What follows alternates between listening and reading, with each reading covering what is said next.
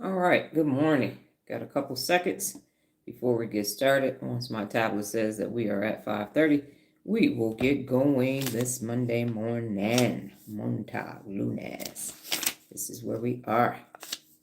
Day 2 is springing forward. You know how I love to spring forward. I think it's an amazing thing that we do. No, absolutely not. Okay, good morning. I am Dr. Donna Thomas-Rodgers. Welcome to your morning mental workout. Today is day 491 for me going live consecutively. It has been a great journey. We have arrived at Neuropability. And how did we get here? Started way back November 4th, 2023, and I have arrived at this point. And the beauty of neuropability is that it allows you to be able to use your brain to hold yourself personally accountable for you to achieve your best. Before we get started and get into today's lesson, go ahead on your own and inhale and exhale 3 times just to calm the mind. Let the brain know we're getting ready to use it.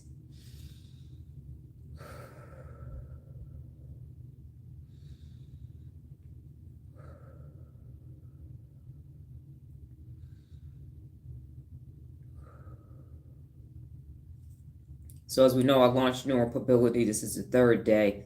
And prior to this, I have been upset with 4 specialists, neuroscientists, psychologists, psychiatrists, and therapists, because I believe that they should have more information available for me to be able to teach you what I need to teach you in regards to personal accountability.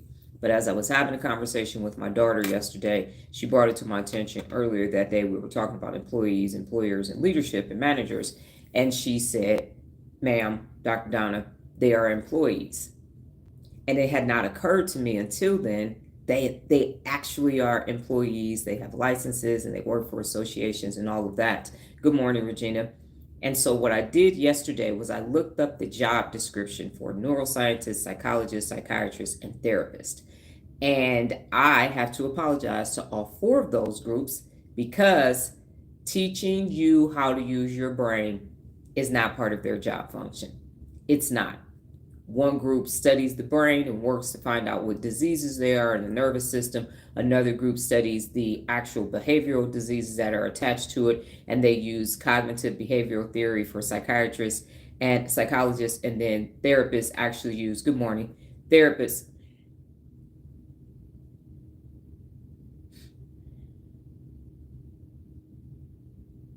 Good morning, Lola.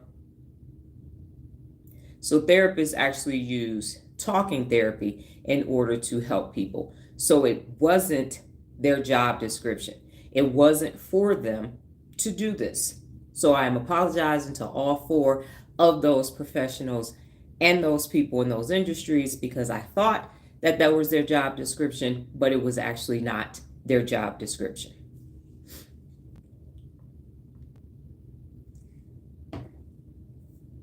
So now we're going to get into neurogenesis, neuroplasticity, as well as neuropability. This is a learning live, so go ahead and take out your note-taking materials, as well as an additional device.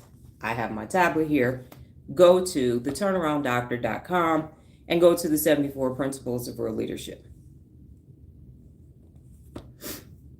When you get there, scroll down. Today we are going to be talking about number 3, under realistic solicit feedback.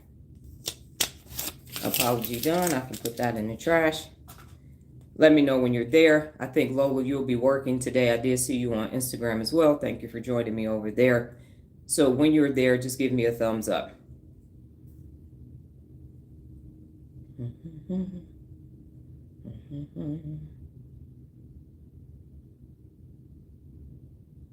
You are looking at solicit feedback. And as I mentioned before, we reviewed the 74 Principles of Real Leadership, and now we are addressing them one at a time.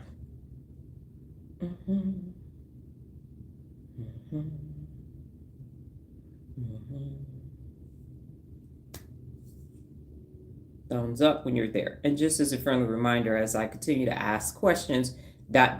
first, and then go ahead. Again, I had a conversation with my daughter, and she was like, but if I'm in the middle of answering the question, do I then do the dot, dot, dot, or do I do it after? And so you do dot, dot, dot first, and then start answering the question so that I will know that you are thinking about the question.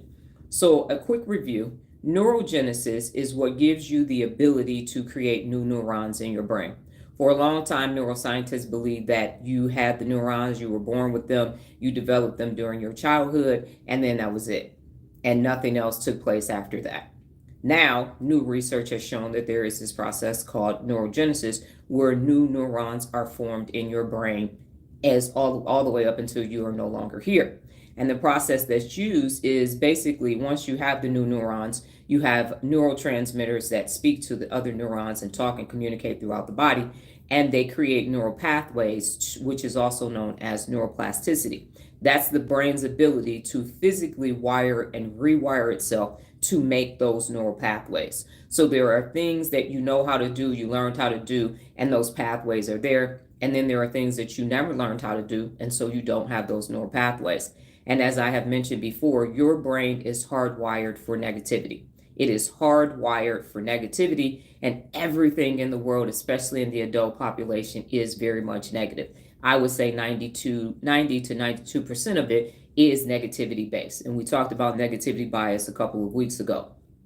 So you don't know how to hold yourself personally accountable. You're not familiar with neurogenesis. You might get a job and you learn the job characteristics for that job, the skill sets and behaviors that you need for that particular job. And now you've created new neurons. You had neurogenesis, and now it's a cognitive overload, like, oh my God, I got to learn how to use this, do everything at this job. And then it becomes part of your long-term memory, your skill set that sits in the temporal lobe. And when you need to access that memory or those skills, it comes up to the frontal lobe and you use it in your working memory and day to day.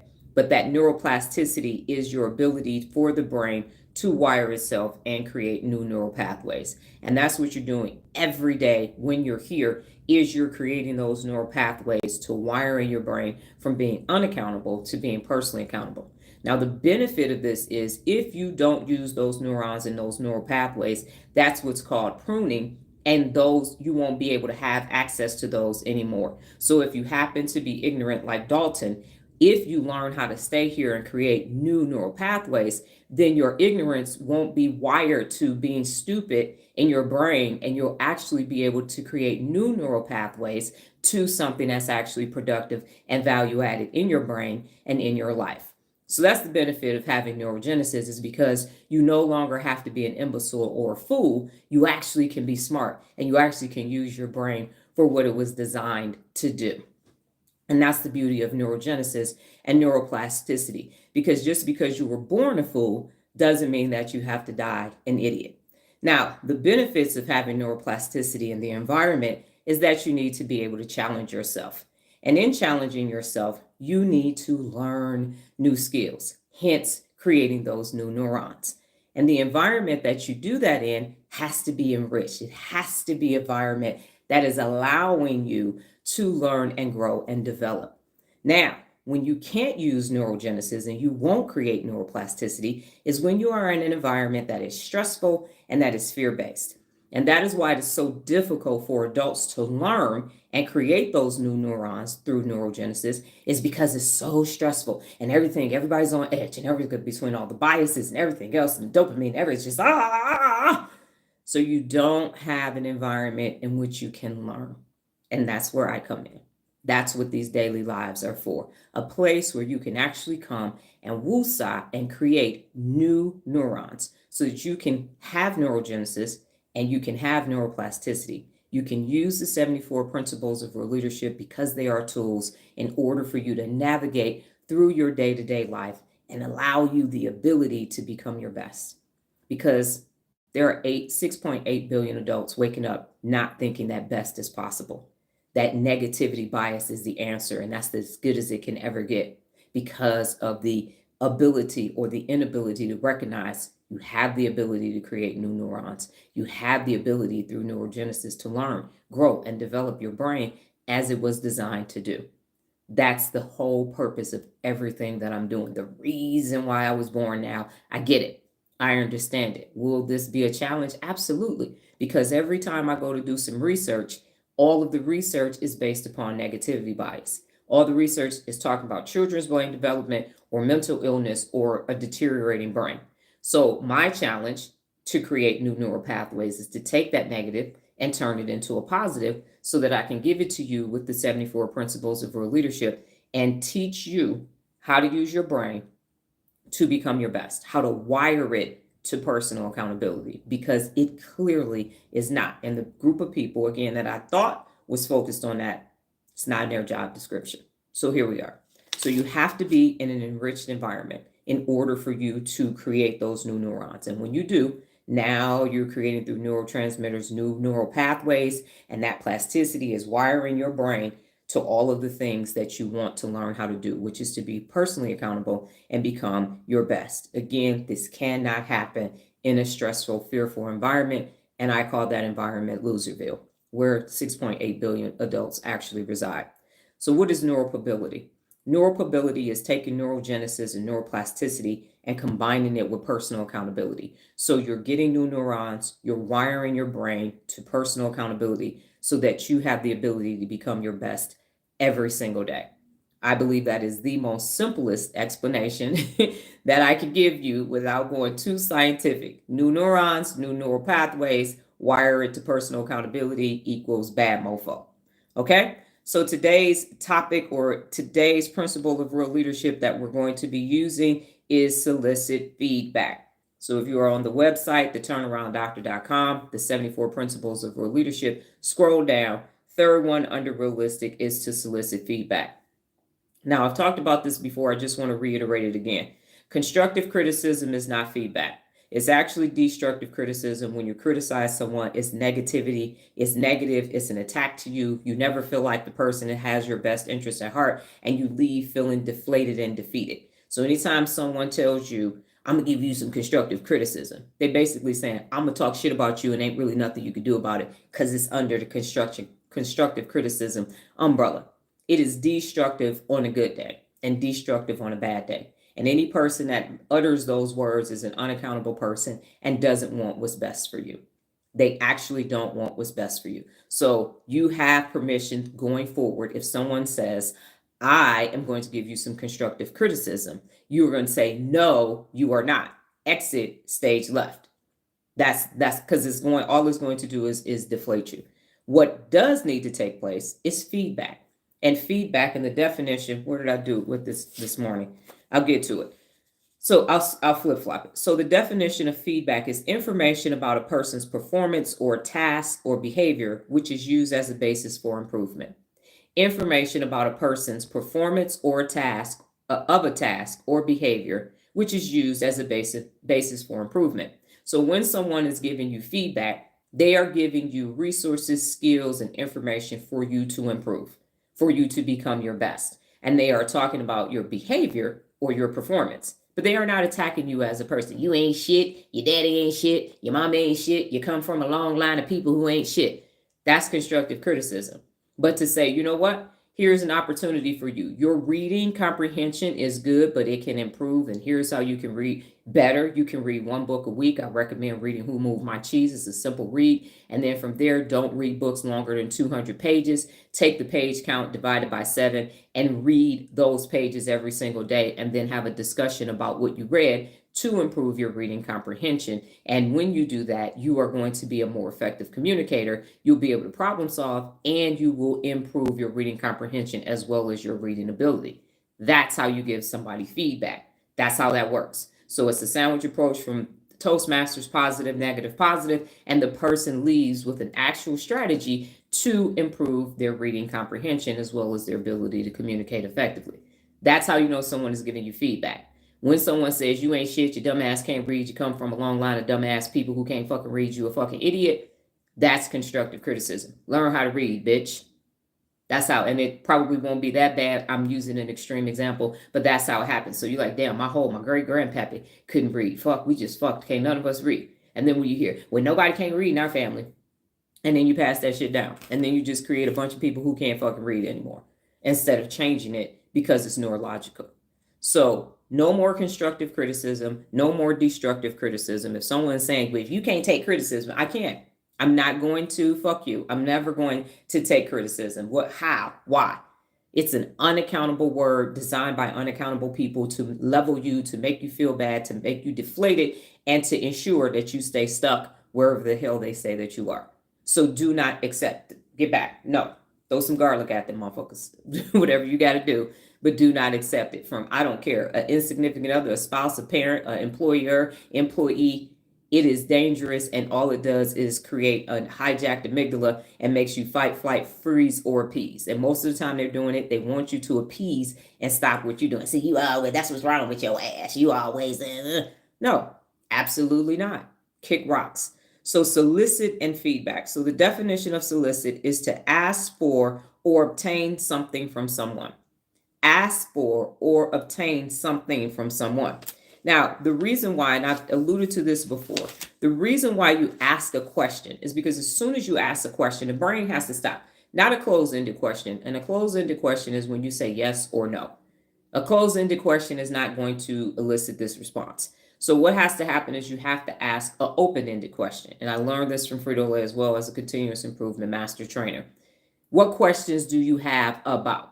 And I will say that to you because now you have to consider, what have you learned today is another open-ended question. And so an open-ended question is something that you cannot say yes or no to. You have to give a detailed response. So when someone asks you an open-ended question, neurologically, the brain has to search for that answer. And what happens is serotonin is released, and it's a calming effect. It's a hormone as well as a neurotransmitter. That's what happens. Now, when somebody say, "Where was you on the night of the 13th?" That's like, hold up. That's not what we're talking about. It's not an interrogation, but it's inquiring. And so what happens to the brain is the brain has to say, "Oh, you asked me a question. Let me calm down and search my head for the answer to that question." And it's automatically calming you down. So that's one of the benefits of asking a question. So when you ask someone a question, you are asking for information about how you can improve. And then when they give you the answer, there's a nice little release of dopamine, but not the bad dopamine that you get addicted to, just enough to say, "Ha ha, rewards. I rewarded you with the right answer. Look at me. I'm a genius." So there is this mutual exchange. You now get the answer that you need, and they have this release. They initially are calm, and then they go, "Oh, look at that." And now you have the information. So that's why you solicit feedback, because they have information that you need regarding your task or performance to improve. And now you have asked them a question, and they got this nice little tingle going on that they had a good little balance of serotonin and dopamine. So it works. Now, see the benefit of soliciting feedback versus somebody talking about constructive criticism that you didn't fucking ask for in the first place, and here they come with all of their negativity.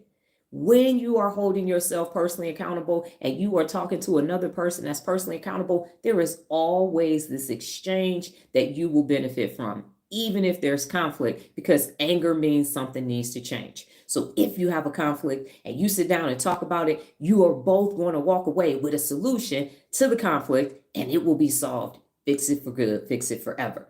That's the benefit of soliciting feedback. So when you're asking someone, and you're going to have the opportunity to solicit feedback today, because that's the real leader principle. When you're asking someone, well, how can I improve my performance? What is the best way to get this task done? And I always say, what is the best way? What is the best way? What is the better way to get this done? Because you're already saying, I'm looking to improve.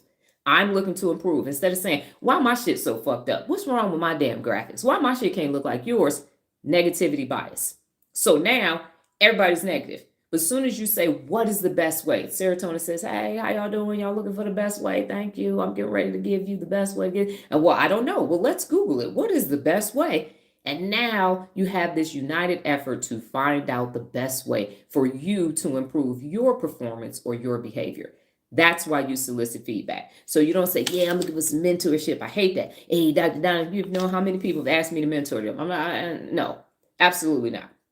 I tried it. Shit doesn't work. And now I know because it was neurological. So you don't do that. You ask people, and I'm getting ready to say, who do you ask?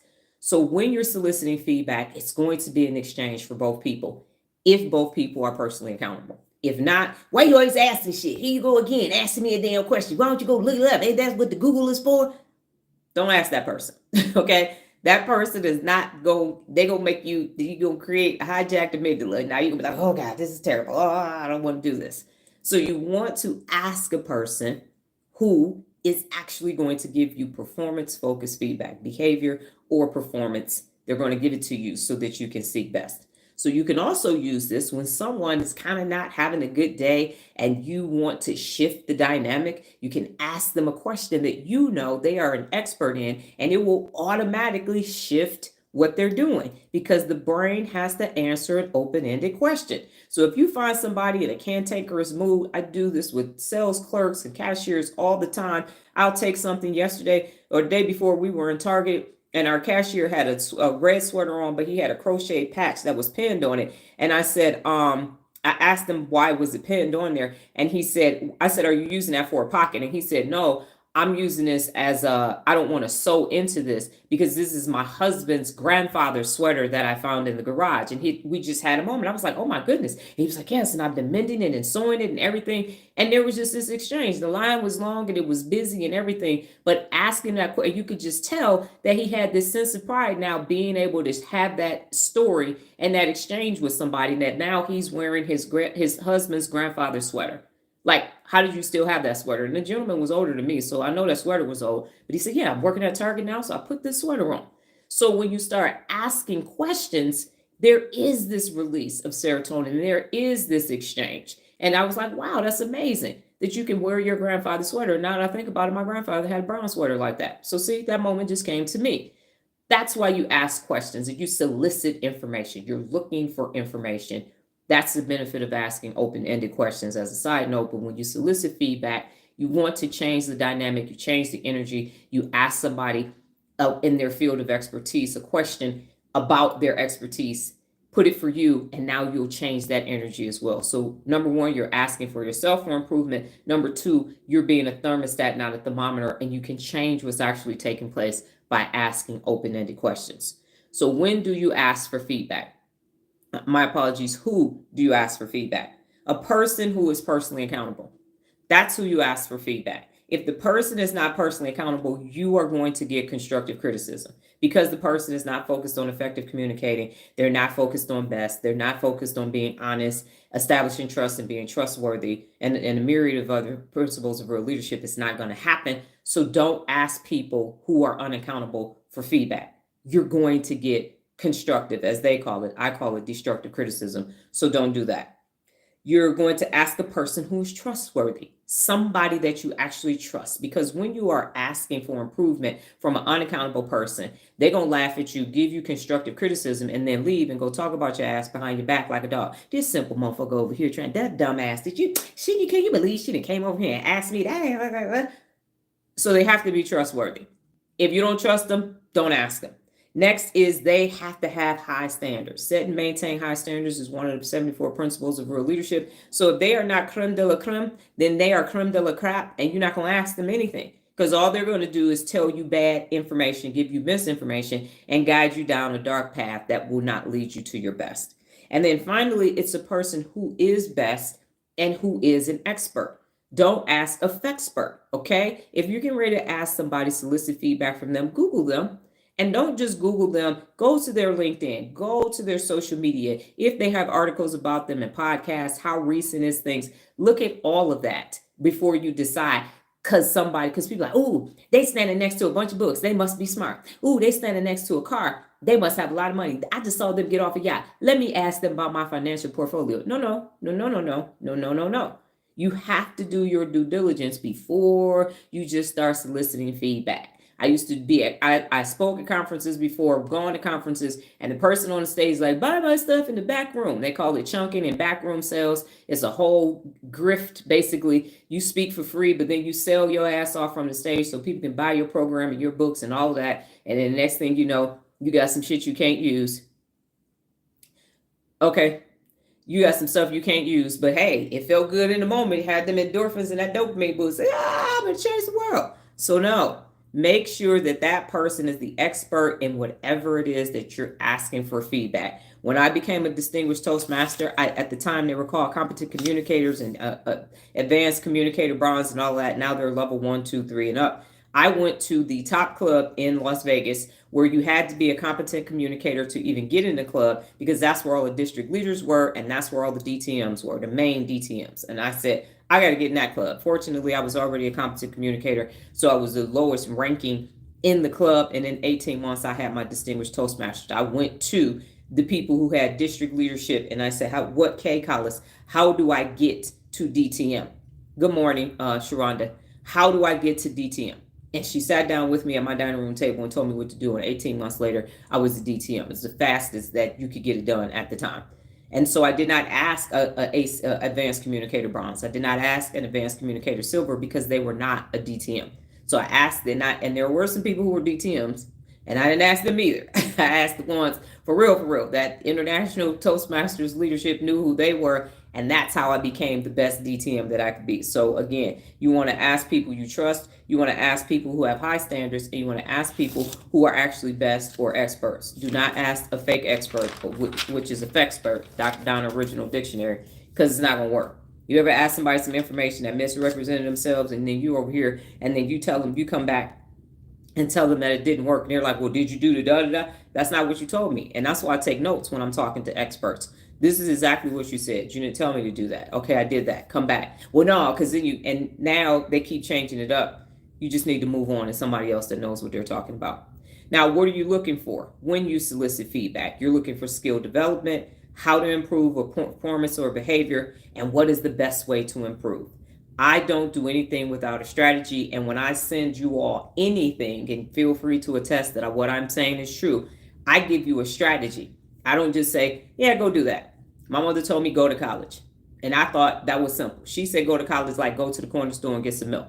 It was a lot of steps involved in go to college and finish and graduate in 4 years. Those were my instructions when I went to Michigan State. I spent my freshman year at Michigan State. Those were my instructions. Anybody with a degree know go to college and finish in 4 years is not how you get a bachelor's degree in anything. It's a whole bunch of other stuff. It's I had 127 credits when I graduated my undergrad degree. It's a lot of shit that takes place between go to college and come home in 4 years with a degree. So that was kind of like a suggestion or a demand, but it definitely was not a strategy at all. She can talk about payments. I don't have no money. Figure it out. Got it. Roger that. So go to this very expensive thing, finish in 4 years, and come back and give you my degree and get good grades. Okay, got it. No. Okay, roger that. So not gonna work, right? Don't listen to people, especially. And the other thing is, if they haven't done what you're doing, don't go ask them. Don't go ask the person with a high school diploma how to get a bachelor's degree. Okay? That's not the person that you want to be talking to. Okay, I've said this story before. My Uncle Jerry's a lawyer. He's the wealthiest person in the family. And people are like, just ask Uncle Jerry. Just ask Uncle Jerry. I'm like, he don't know nothing. By the time I got finished with my bachelor's degree, I was like, he a lawyer. He don't know nothing else about nothing else. What? My Uncle Clifford, rest in peace, he was an E7. I'm an officer. He was a combat engineer. He didn't even, other than being a drill sergeant, he didn't even deal with female soldiers. That wasn't going to work either. Plus, he was in during Vietnam. He got out by 1984. I didn't even go in until 90. So things had changed. The point is, ask the people who are doing what you're doing, and they are the best at it. And what you're looking for from them is skill development, how to improve your performance or your behavior, or what is the best way to improve. You take copious notes, and you should leave with a strategy that you can implement. And best is always the objective. High standards. So don't go talking to people. You want to write a book, and you talk to a person that's almost written a book, or they wrote an ebook and that's it. And you want to write a New York Times bestseller. That's not the person to go talk to. And you're not going to leave with the strategy. Now, my book is not a New York Times bestseller. I can tell you how to self-publish a book and how I did it, working a full-time job and taking care of a daughter. If you're in that situation, boom, here you go. And how to keep it on Amazon. I definitely can tell you that. But if you are looking for a New York Times bestseller, you're going to have to get a literary agent, shop your story, your manuscript, and then go through that process, which is long and arduous, and in my opinion, can lead to a Faustian bargain. But go ahead and do it yourself. Do it that way if you believe that that's the path that you want to go on. But see, even then, I told you the strategy that you need to make that stuff happen. Because I did look into that at one point when I was working with my sister. She wanted a literary agent. So that's how I have that information. So what questions do you have about neurogenesis, neuroplasticity, neuropability, or how to solicit feedback?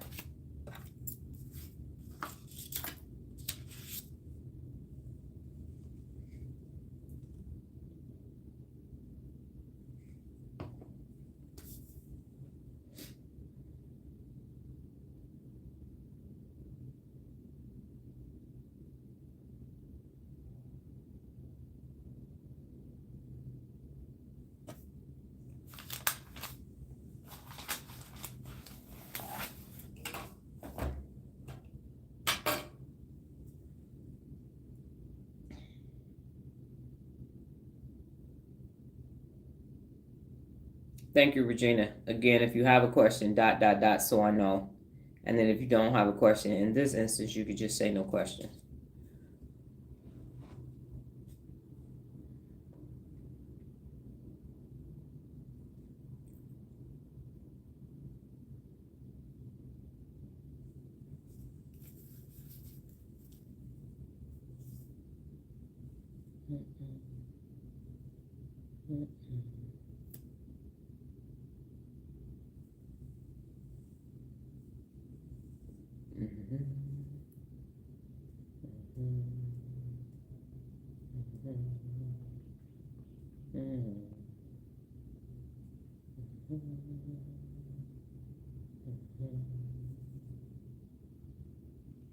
And then for you who don't have, you said you don't have questions. I have a question for you. Is it clear to you that what you're doing from a brain perspective when you solicit feedback? So do you understand the connection, the neuropability of soliciting feedback, how it connects to your brain?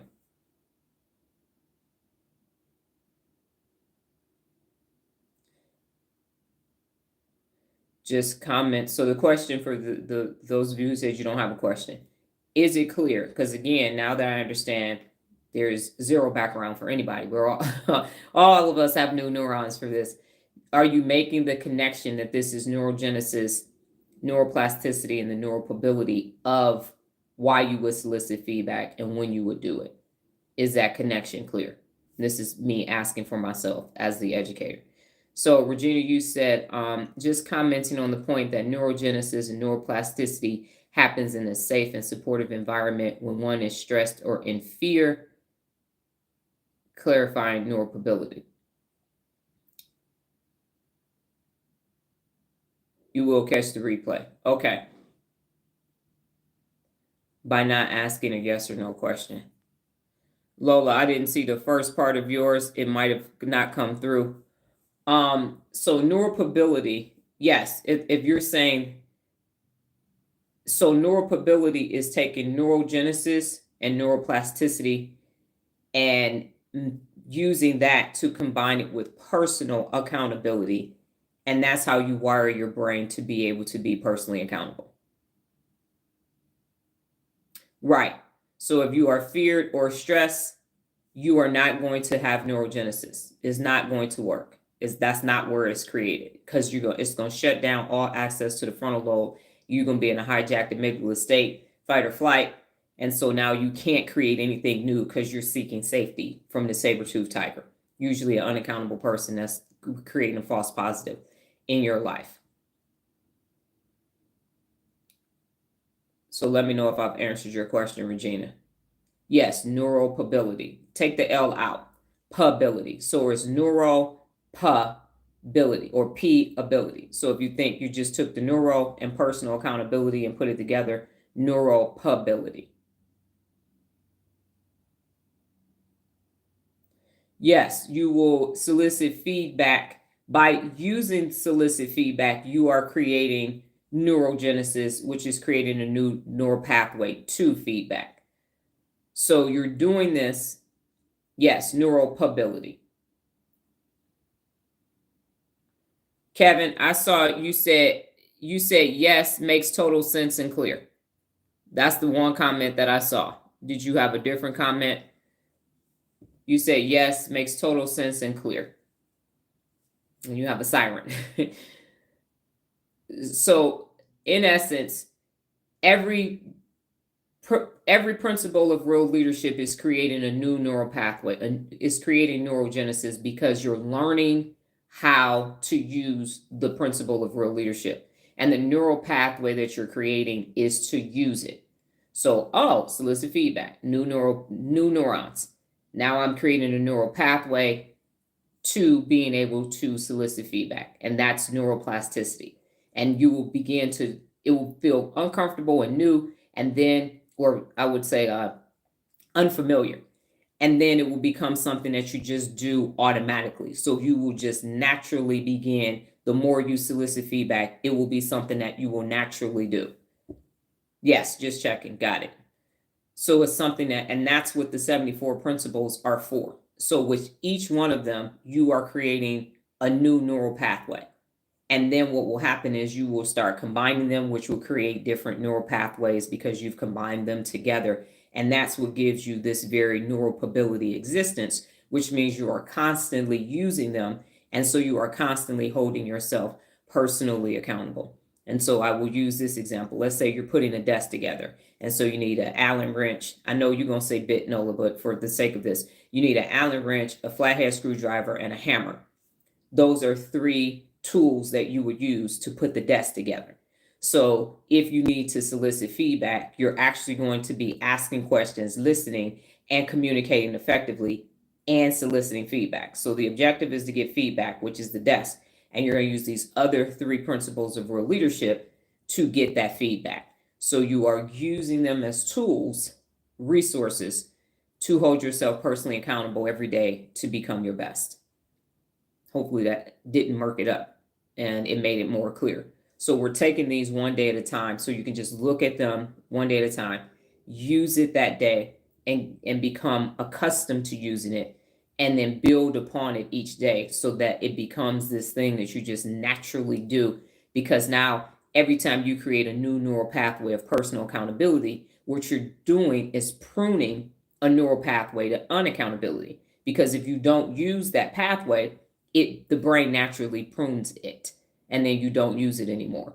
So it's almost like, I hope it's not a 1-for-1 swap, but it should be more because you can combine the principles of real leadership. So the objective is every time you use a principle of real leadership and you keep using it, you stop using a principle of unaccountability.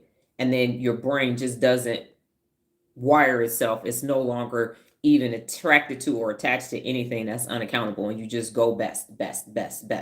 Honest, be honest, trustworthy. You read because reading is fundamental. You have fun, you take naps, you relax, you listen automatically because those neural pathways are the ones that you use most frequently. That's the entire objective. So we are taking the 74 principles of real leadership, one neuron, one neural pathway at a time, and then building upon them. And at some point, I will be combining the neurotransmitters, serotonin, dopamine, GABA, glutamate, and all of that to use. Because what I also found in addition to this is that those are all being used against you by the unaccountables, or they're just happening because your brain is hardwired for negativity. And just like now, I had to research it, and I had to research, well, what a neurotransmitter and what hormone is being used when you ask a question. And that's why I was able to tell you that it's serotonin on the question, dopamine on the answer from a rewards and recognition. Because the other thing that I found, and if you go to my Pinterest board, Brainworks, you'll see it. Everything has the same 6 things to do. If you want serotonin, go watch the sunrise. Go hug somebody if you want some oxytocin. Go reward yourself for something, for doing something nice for dopamine. So all of the infographics and even the experts have these same 6 to 7 stupid ass things that you do. And I'm saying you need to be able to create this on your own without going to ride a bike. So everybody riding a bike. Oh, they must be trying to get some serotonin. You see people hugging. Oh, they must be trying to get some oxytocin. You see people listening to music. Dopamine. And it's not working. So pruning is if you, let's say my natural inclination back in the day was I had a steel bat and a tire iron. And if you pissed me off, you was going to see me. That's my brain being wired to go fuck somebody up. Okay. It just was. We fighting. Then we're going to fight first and ask questions later. But when I became a second lieutenant in the United States Army, it saved me from myself because as an officer, you can't go around slapping the shit out of people and beating them up, because that's not the answer. And so when I got angry, I wired my brain to go color. I played with my little toys from the Happy Meals on my desk, and I calmed myself down to say, stop being angry with everybody as soon as they do something. So now I don't have a steel bat. I don't have a tire iron anymore. So that neural pathway to beat the shit out of somebody isn't there anymore. I do reserve 2% just in case, because she's just dormant, Dee Dee from the D. And now I have other ways neurologically to handle those situations. So I use my words now instead of my fists. So I had to create neurogenesis in order to make that happen. So you are pruning the negative neurons that are wired for unaccountability, and you are creating through neurogenesis the neurons and the neural pathways that you actually want to use in order for you to be personally accountable. So hopefully you let me know if you understand that. So pruning just means you haven't used those neurons and those neural pathways, and so the brain will stop giving you access to them. And that's what you want. You actually want. So think about it this way. Remember, and that's why it's wiring and rewiring. So I used to play the clarinet and I used to play the violin. I no longer play them anymore. So if you gave it to me, I would be like, oh shit.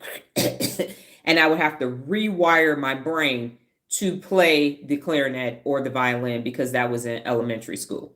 So because I haven't played it, it's like learning a foreign language. They say use it or lose it. If you don't keep speaking Spanish, I've been speaking German more, so my Spanish is rusty as all get out because I switched to German, want to master that first. So my Spanish neural pathways are pruned, and it takes past normal little things. The words that I used to have in the vocabulary, the Spanish words I have are not, they have basically are depleted. So that's the pruning. Use it or lose it. So if you don't use it, you lose access to that pathway. But you want that. This is, if you think about a garden, you prune. Ecclesiastes in the Christian Bible says there's a time for every season. And pruning means that you're cutting it back so that it can flourish. So you're cutting off access to those negative neural pathways or unaccountable neural pathways so that you can create new neural pathways to personal accountability.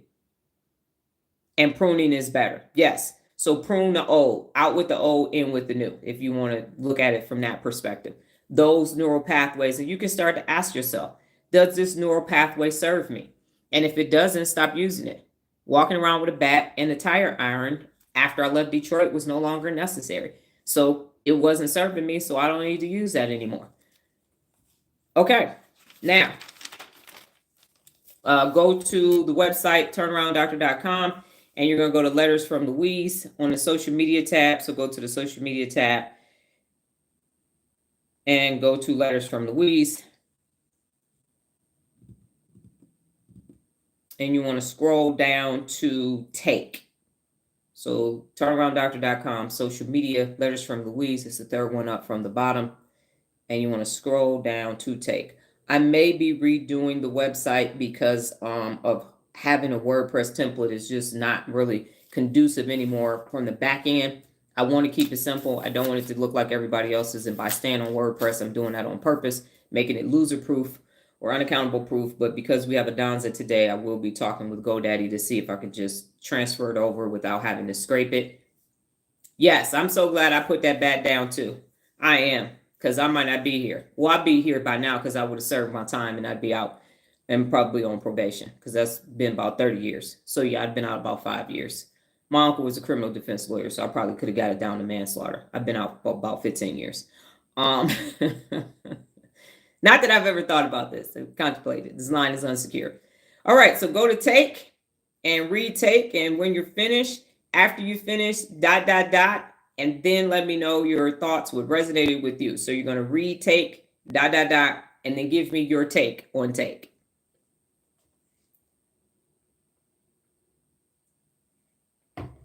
And let's be honest, y'all can't see me walking around with a bat and a tire iron, right? That doesn't even fit me. You should be shocked. Like, you? I couldn't imagine you walking around with that. No, you're so peaceful and calm and zen and yogified. Okay, let me retake. 2.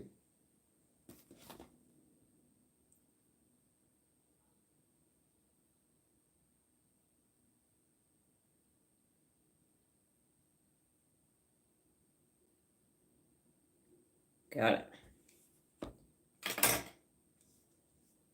Mhm.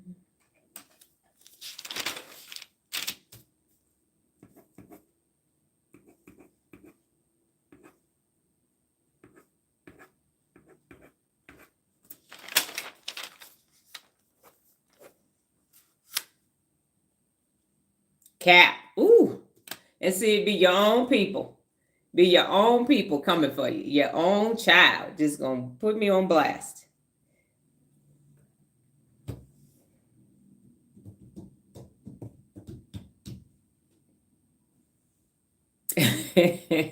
There are several dimensions of Dr. Donna. Yes, there are. That was Dee Dee from the D. I am no longer thee. Saul turned into Paul.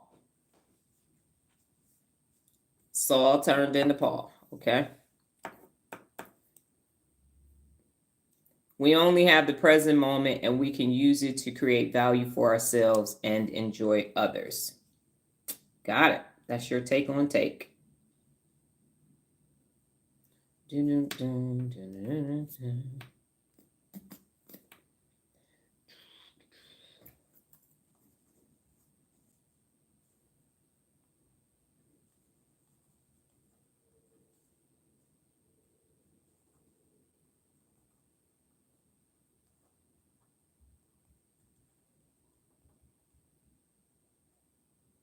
I just got a daily from that. Okay. Yes, we can see you. We've seen you be 50 different people on live. You called me 50 First Dates, like the movie. Take the time to learn, explore, and do a bunch. Okay?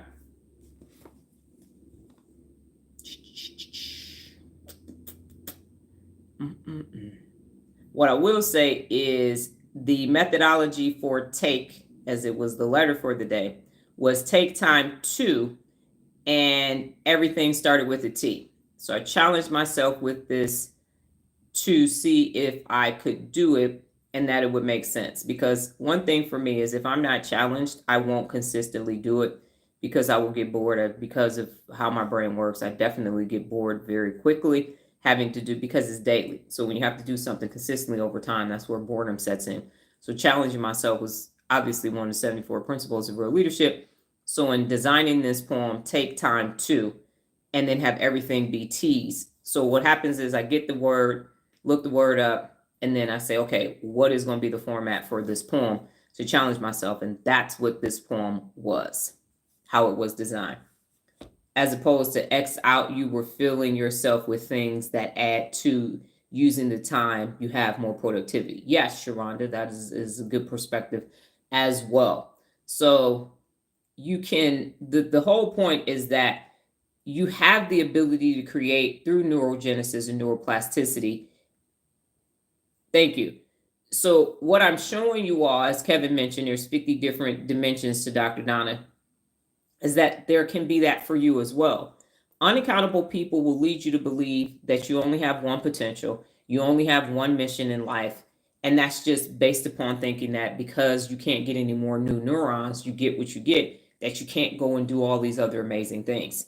And so showing you all of these different things, I'm showing you, I didn't come here knowing how to do this. I had a corporate job and I was in the Army, and most of the stuff didn't exist when I was doing that anyway. But because of neurogenesis and neuroplasticity with new neural pathways, you can do something and you can be your best at it, because be the best is one of the objectives, one of the 74 principles of real leadership. So Kevin, you said I need to remind us of self-care. I read it to remind us of self-care. And then Sharonda, X out is pruning, time is creating neural pathways. Yes, exactly. That's a way to look at it as well. So X out is pruning, and take time is actually creating new neural pathways. That's what this is about as well. So if you're wondering why when you leave alive, you feel empowered, it's because I didn't tell you what you can't do. I told you what you can do. And I didn't tell you how you have to do it. I just said, go do it. Go do it. When I said go and be coachable, which is what we're getting ready to follow up on today, or solicit feedback, or go take a nap. I didn't say you got to go take a nap at 12:30, go in your bed, put your pajamas on, and only sleep for 37 minutes and get back up. No, I just said take a nap. Relax, have fun. Your definition of fun. And that's the beauty of personal accountability, is because it's limitless. It's galaxpheric, it's eunormic on purpose because the brain is limitless. So I'm not going to put limits on what you can do. Virginia, you're 72. I'm not reading an email to you saying, you're 72. Don't do that because you're 72. Well, you do realize you're 72, so you can't. You get an email responses like everybody else because age is not a factor. There is a 50-year gap between you and Nola. She's 22, you're 72.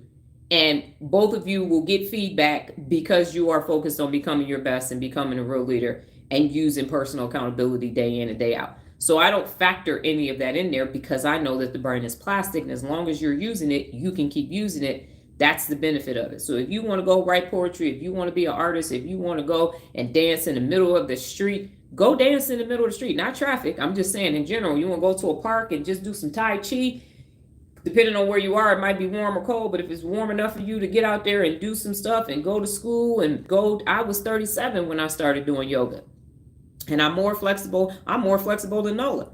I'm more flexible at 51 than I was at 37 when I started practicing yoga. So you can do everything because the brain wants you to. The brain is like, oh, we about to learn something now. Oh man, what we about to do now? I can't wait. The brain is eating popcorn like, new neural pathway. What's that? We got a new neuron over there. Did you see? Hey, how you doing? Solicit feedback. I'm Be Coachable, and this is Embrace Change. Welcome to the neighborhood.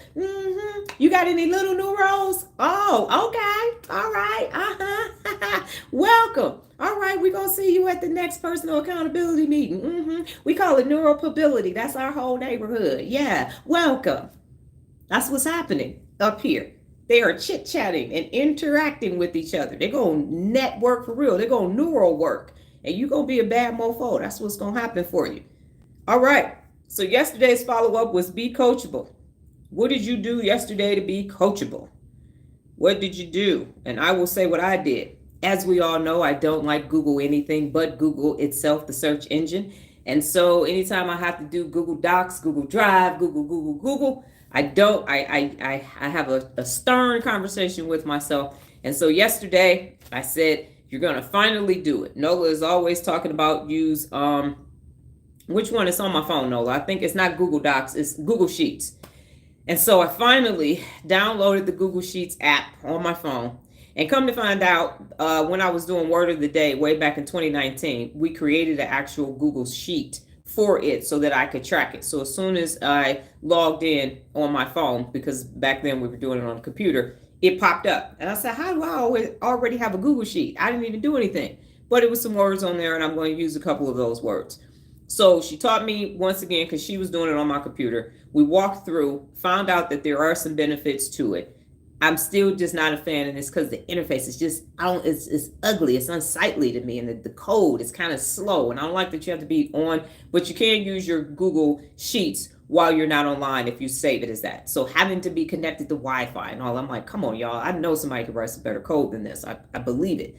So anyway, I got past all of that. Nola taught me. I was listening to the expert, willing to submit, and I had some value-added information. And currently I track people on their challenges on paper, which is unintuitive because if I'm not at home, then I can't see dates and things like that. So now, because I was in Google Sheets, there is a tracking form for teachers, for subjects, for classes. I'm going to play around with that today to see if that works for me and would make it easier. And I said I was going to have to switch over to a less archaic or analog system. I can still use the paper, but I can use that with me when I'm walking around.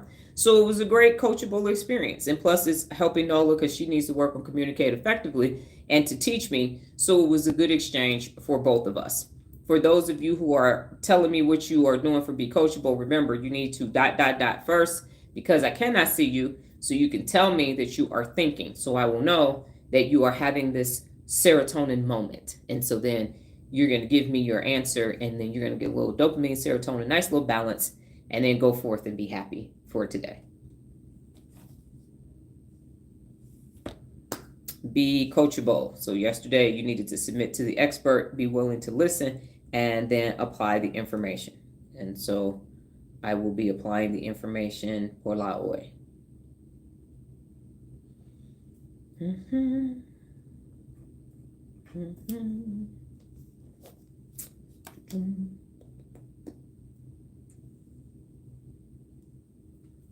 bunch of highlights I gotta make public today.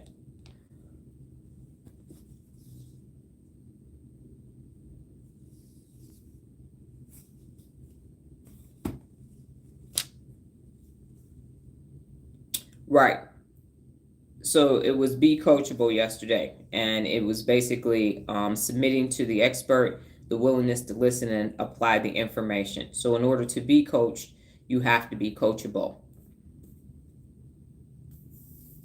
And I can give you the definition of it, so at a minimum you have that.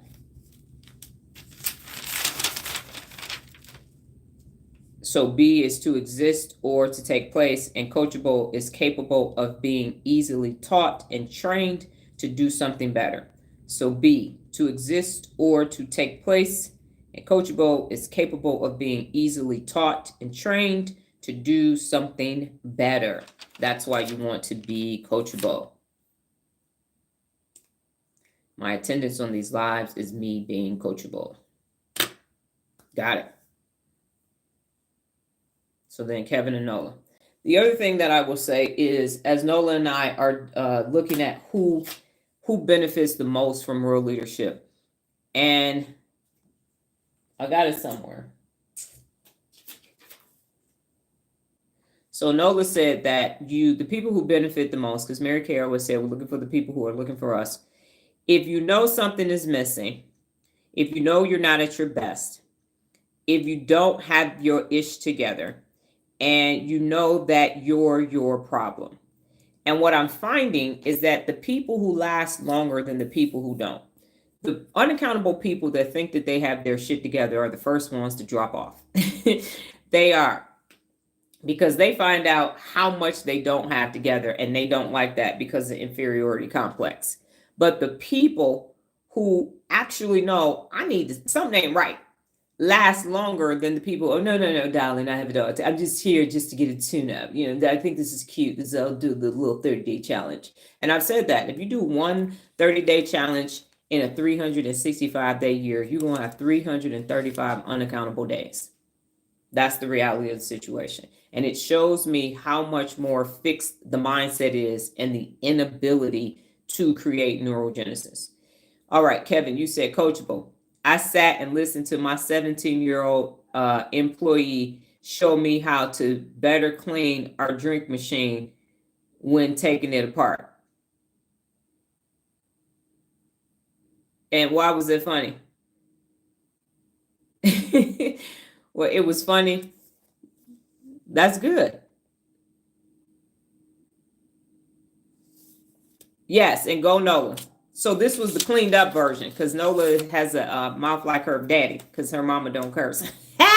Anyway, and so she said, oh, she said it, and I said, well, this is what I'm going to write down.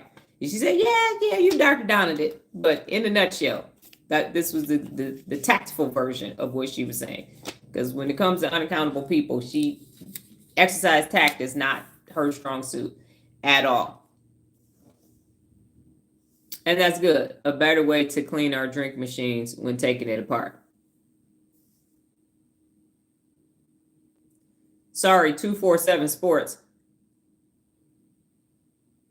No, all I have is ... and 247 Sports. And then while Nola is typing, if you all can type in first ... and then let me know what you learned today.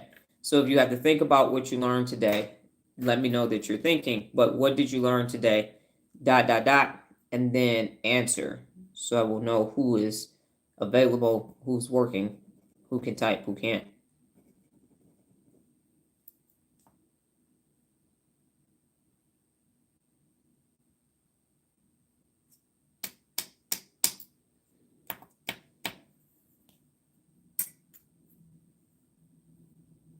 And my desk is the only thing that is not immaculate. And I have a video of when it was immaculate, but I had less going on then. I taught myself how to make AI images. I have been averse to AI, but it was actually cool. That was the delay. 247 Sports. Got it. Okay. I understand.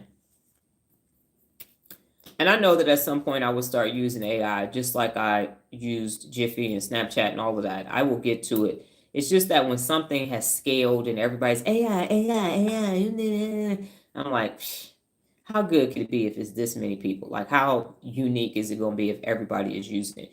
But once it simmers down and it isn't the thing anymore and unaccountables have moved on to something else, then I will go in and see what benefits. I will say that when I am searching for the brain, it does pop up all of these articles linked to it, and it'll let me know that it was AI generated search. So it does make searching simpler for me. And I've heard from educators that it does make some of the things that they do simpler.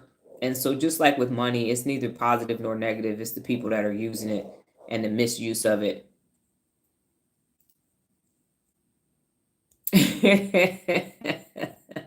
You learn to know his mama don't curse, but Dr. Donna does. Nah.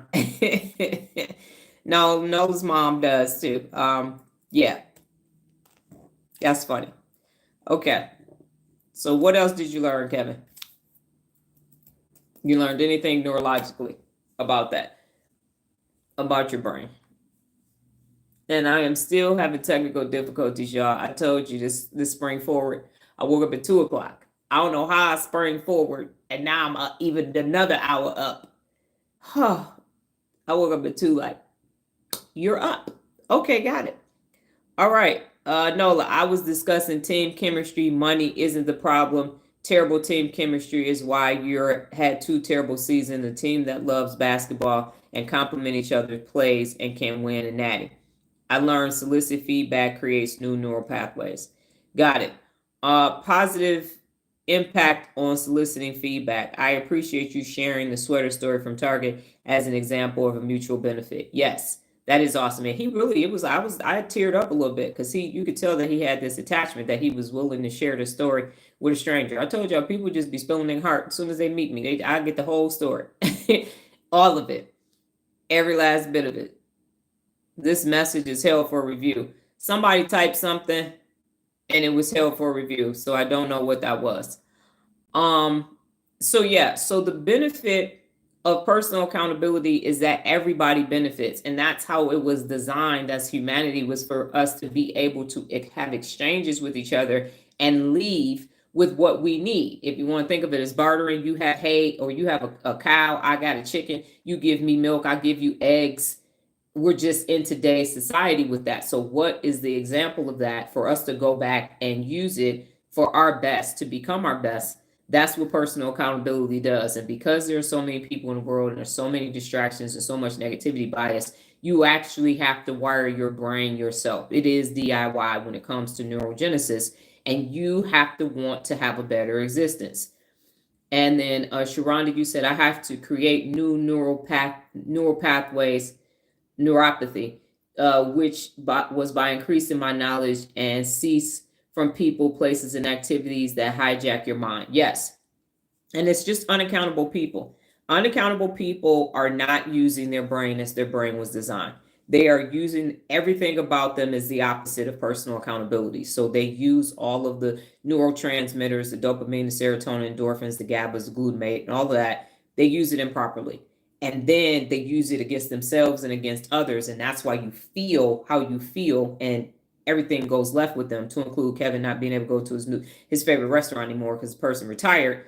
And my objective and mission is to give people the ability to create neurogenesis and neuroplasticity, new neural pathways, using the 74 principles of real leadership for us to interact as human beings, because it works. We have not been taught how to adult with other adults. We're using some shit that our parents may or may not have taught us, and some stuff from school, to handle these very serious, complicated lives with no manual. So we don't have a manual for our brains, and we don't have a manual for how to behave to get best. All we have are people looking at negative things. Well, how to handle anxiety instead of how to never have anxiety, how to handle mental health issues, how to never have mental health issues, how to handle obesity, how to never get fat. And when you have the neural pathways and the neurogenesis to create that, then we don't get to that. So personal accountability is proactive. Unaccountability is reactive. You're waiting for something bad to happen to then say, how do we fix this? Let's see what the test results are instead of having better test prep. Let's communicate effectively instead of how to handle conflict when it occurs. So the objective is for it not to happen, preventative. And when you are doing everything with a strategy all the time, then you're just adjusting the strategy. When you communicate effectively and you collaborate, you know what everybody is thinking when you be honest and you're trustworthy and you are the best and you listen. And if you don't know, you ask questions. Winging it. And that's what everybody is. That's why you still have cliques. That's why you still have peer pressure. That's why you still have mean girls and mean guys and bullying and everything else in adults. It's just high school in the real world. And that's because of not having neurogenesis. And when you actually create new neural pathways, you see everything differently. You put your nice little personal accountability lenses on, you're accessing your brain as it was designed, and your day and your life goes differently. That's the whole purpose of personal accountability, is so that you have a different day. And in your community, y'all have a different experience, and then you don't have to deal with unaccountable people. So I'm going to close with the person who decided, the coward bitch ass motherfucker who they were, I'm going to not get kicked off of YouTube, but I'm going to come and try to fuck with her. You a coward. Type that shit out and get blocked and create a new account. And that's why I just ignored it and kept on with the live. And if the person is still here, I doubt it, but it didn't have the impact because I kept going. So they're thinking that they woke up this morning on a Monday morning to their miserable ass existence. So let me go and pick on somebody who I believe is inferior to me. And it didn't impact me. So they had to move on. And I saw it and I said, well, let's see how this is going to play out. But you are a coward, because if you was about that life, type that shit and see what happens. But I'm going to type it one capital letter at a time, like you're doing some type of Chinese water torture or something to me. I have been called worse in complete sentences, and it hasn't stopped anything. And Whoopi Goldberg, I read her book a long time ago. You feel about her how you feel about her, but she said it's not what you call me, it's what I answer to. You can call me George. I'm not turning around. You're not speaking to me. You think 5, 6 fucking letters on the internet is gonna harm me? Because of your ineptitude, because you don't have new neural pathways, your brain is wired for hate and unaccountability and conformity bias and confirmation bias, because you don't have the chutzpah and the kahunas to stand up to the people that are making you feel bad today, to the actual people who are hijacking your amygdala, the unmitigated gall. I will not. I shall not be moved by that, especially now that I understand why you're doing it. Now, you're not going to keep doing it, because Dee Dee from the D, I told y'all I reserved 2% and she could show up and show out if need be. But to wake up and think that that was going to do that. And there are people programmed that may have impacted them, but they read the situation improperly. They looked and decided they thought they knew what was going to impact me. And they were wrong, because I live in my frontal lobe. I am in complete control of what is taking place. And so we shouldn't have to have a block button. We shouldn't have to say that's bad behavior. No one should be waking up calling someone a name that they invented to try to use against another group of people to make them feel bad. For what? Why are people still waking up trying to make people feel bad? For what? You feel better, you don't. You actually don't. And now you're addicted to it and you got to wake up again. It's no different than any other addiction. You got to keep doing it, and you got to keep doing it more and more and more to get the same result from when you did it once. But it doesn't change your existence. It's not creating a new neural pathway. It's just reaffirming this neural pathway that's not working for you. And it's beyond absurd. It's just dumb. And it isn't. Nobody is winning right now but the people that are holding themselves personally accountable. And as soon as more people understand, I can change up here and create new neural pathways to what I actually want in life. And it feels better. Every day. I don't have to seek alternative ways to fall asleep and wake up and feel good and feel bad. And it's balance. It's neutrality over here with personal accountability, because we are learning how to use the brain and get the result that we want on purpose every time, every single time. You know what? This situation is going somewhere. Let me solicit feedback and start asking people questions so we can get some serotonin going and dopamine the right way. That's how you become a thermostat, not a thermometer. Conflict is happening. Nope, hold up. Everybody sit down. We're going to use calm tones. We're going to go in this order. And we're going to figure out what's going on. We're going to strive for win-win. And we're going to fix this forever. And we're going to move on. That's what this is about. Adults don't know how to actually adult. They don't know how to interact with each other to get the best outcome day in, day out. And that's why you have a house divided, which cannot stand globally. And I'm here to resolve all of that. I don't have a problem with it any longer. I take this obligation without any mental reservations or purpose of evasions. That's part of the oath of office as a commissioned officer in the Army. And I'm cool with that because this is better. This is sliced bread. This is oxygen. This is water. This is the most valuable thing that I can contribute to the world before I check out of here. This matters because it does make a difference. Nothing else. There ain't no world peace. Ain't no global climate change, all that. Fix the adult population first, and then that's going to resolve itself.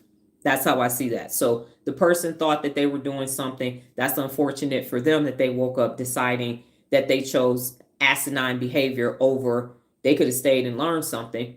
And then as you saw, it didn't work. So on to the next one. They looked for a host and they couldn't latch on, and it was time to move on. So do not let people and unaccountable people in their unaccountable system make you fall into prey to something that they created that's not true, that doesn't apply to you. Stay in personal accountability, create new neural pathways. And part of it is the neural pathway years ago, that probably would have impacted me, but I pruned that neural pathway. So it has no impact on me. It's like calling me George, calling me Diane or something. It's not my name. I understand why they're doing it, but you're not going to get the response that you think out of me. And you're a coward because you couldn't type the whole thing because you're still trying to stay on YouTube. So you're trying to be risky but play a little safe. So I know you're a punk. I could have did like that and they would have jumped. So anyway, 50 Shades of Dr. Donna, I thank you so much for being here today. Go off and use your Solicit feedback today. Get some feedback from somebody that is the principle of real leadership. That is the principle that you are doing today. So that means you're going to have to go to an expert, and you should leave with some performance-focused information and solutions for you to improve your behavior or your performance. Don't go ask an expert because this is going to go left. And you had that as an assignment about a week and a half ago, but maybe not longer than that. But it's been about 2 weeks. Go ahead and do it again. Find a different person to solicit feedback from so that you can get that neural pathway strengthened, because now you know there's going to be the exchange of serotonin and dopamine, and you're going to walk away with something that you can actually use. I will be back tomorrow, God willing, higher power in the universe, same time, same place, different hair, different t-shirt. Y'all take care and have a magnificent Monday. Adios.